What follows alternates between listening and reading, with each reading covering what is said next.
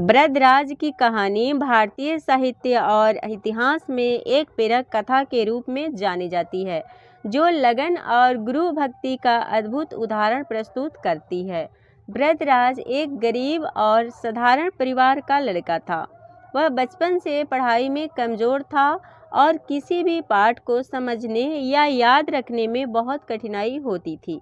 लेकिन उसकी माता ने उसे शिक्षा का महत्व समझाया और गुरु की शरण में जाने के लिए कहा। ब्रजराज ने एक महान विद्वान के पास जाकर उनसे ज्ञान प्राप्त करने की इच्छा व्यक्त की।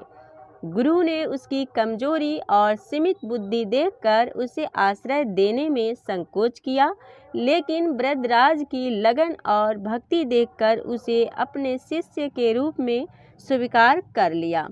गुरुकुल में ब्रजराज को बार बार असफलता का सामना करना पड़ा।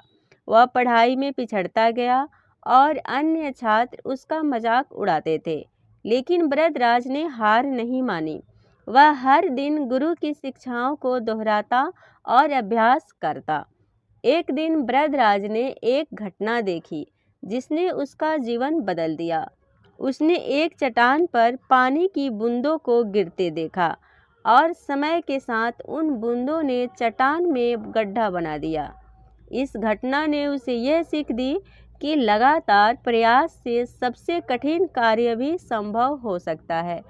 ब्रजराज ने और अधिक लगन से पढ़ाई शुरू कर दी। गुरु ने उसकी मेहनत और समर्पण देखकर उसे अधिक ज्ञान प्रदान किया। धीरे धीरे वह इतना विद्वान बन गया कि उसके साथी भी उससे प्रेरित होने लगे। कड़ी मेहनत और गुरु की कृपा से ब्रजराज महान विद्वानों में से एक बन गया।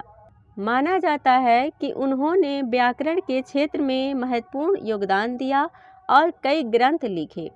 इस कहानी से हमें ये शिक्षा मिलती है कि लगातार प्रयास और धैर्य से असंभव भी संभव हो सकता है। गुरु भक्ति और उनके प्रति श्रद्धा से जीवन में सफलता प्राप्त की जा सकती है। हर व्यक्ति में क्षमता होती है, उसे केवल सही मार्गदर्शन और परिश्रम की आवश्यकता होती है।